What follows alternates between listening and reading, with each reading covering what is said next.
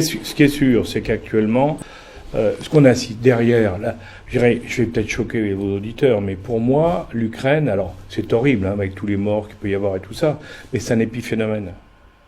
Ce n'est qu'un petit élément d'un problème beaucoup plus sérieux et beaucoup plus grave à long terme, c'est le changement des équilibres internationaux. On est actuellement en train d'assister à la fin, ou au début du déclin, plus exactement, des Occidentaux. On domine le monde depuis 1492, depuis Christophe Colomb. Et là, on commence à perdre pied.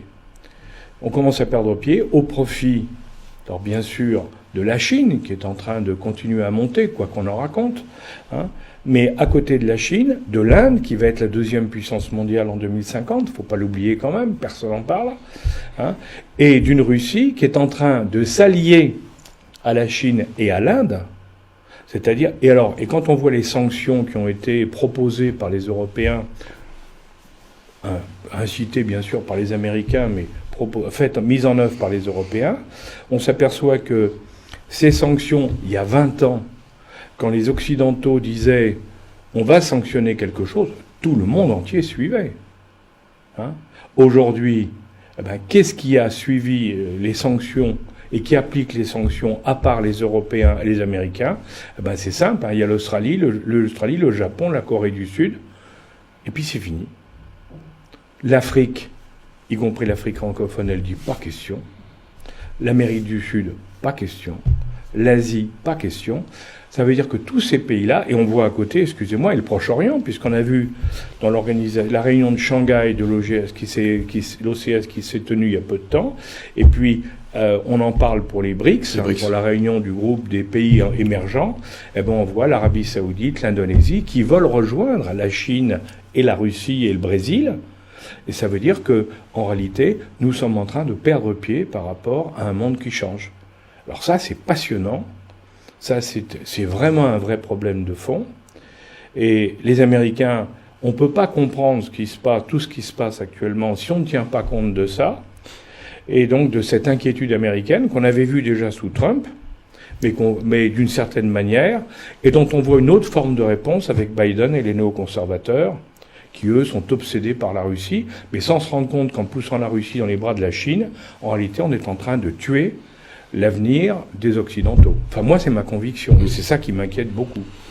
Parce que je suis occidental et que c'est jamais drôle de voir le crépuscule d'une époque aussi extraordinaire que celle qu'on a pu vivre en 500 ans.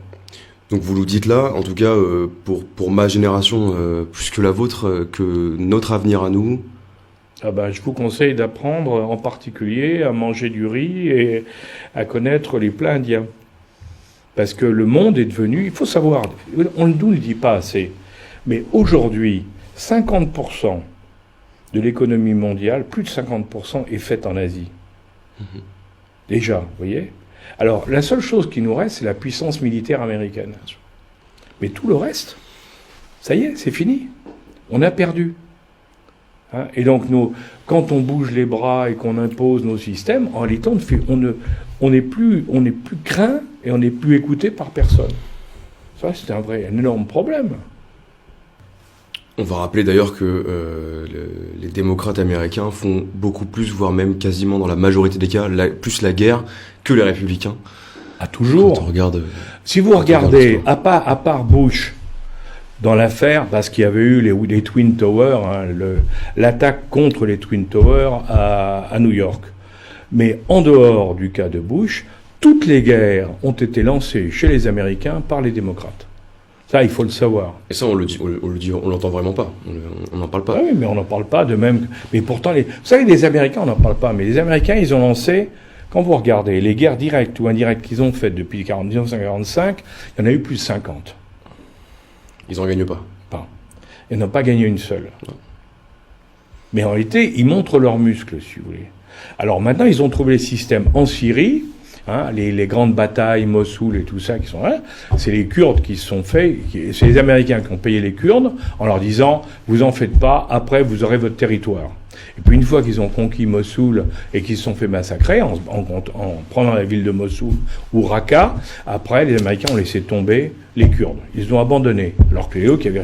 Là, moi, ce qui m'inquiète dans l'affaire ukrainienne, c'est la même chose. Moi, je pense que les Ukrainiens servent aujourd'hui de chair à canon aux Américains dans les objectifs politiques américains. Mais ce que je crains, c'est que le jour où il y aura d'autres intérêts, c'est qu'on laisse tomber les Ukrainiens. Et là, on s'apercevra qu'il y a eu des dizaines de milliers de morts ukrainiens pour pas grand-chose. Alors ça, on est responsable.